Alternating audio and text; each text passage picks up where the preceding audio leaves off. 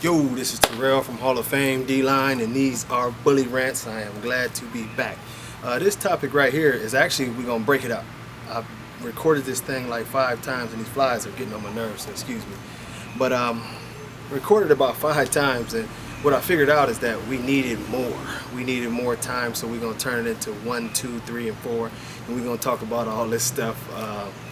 First and foremost, this one is about Razor's Edge. It's about Dave Wilson. It's about my opinion on it after more time to sit back and think. And first part, we'll just start with the beginning of Razor's Edge and my opinion on it.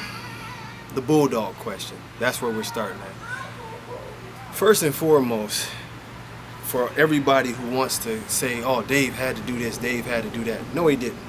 And the bottom line is because most of, especially the guys in Virginia, know this.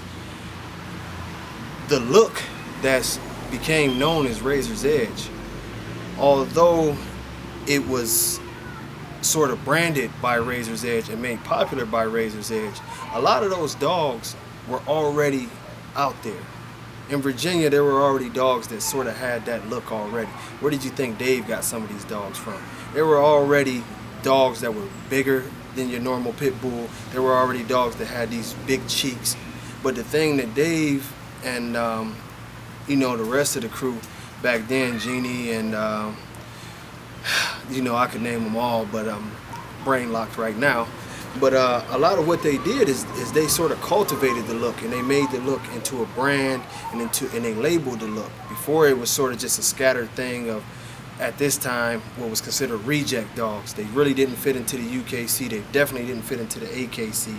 But some of them, all of them, were from AKC and UKC stock. They just overgrew that that look. So what happened is, they went to work. They liked this style of dog. They went to work, and from those, as we'll keep on calling them, rejects, they made a look that we began to know more as the American Bully, And if you look back through their pedigrees, you can see the parents, and you can see that Dave didn't have all the parents, Jeannie didn't have all the parents, There was no one person that had all of these parents, but these were legitimate dogs that were winning shows in other places.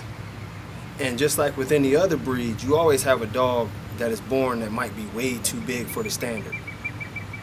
They took these dogs and they did stuff with them, and later on we'll talk about the pocket, and that was the same thing. But as far as the Bulldog question, I've been around a very long time. I've seen the dogs, I know dogs well, I know genetics well.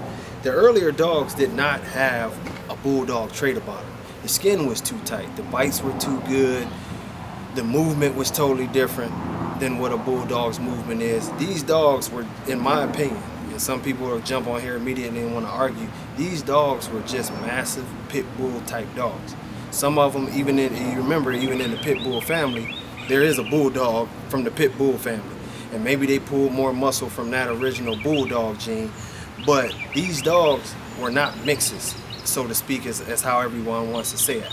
I didn't see the mix. Most of the old school people will tell you they didn't see a mix. Where you get this thing about mixes from is from newbies who want to come in the game and they want to use Bulldogs, and so therefore they use Razor's Edge as an excuse.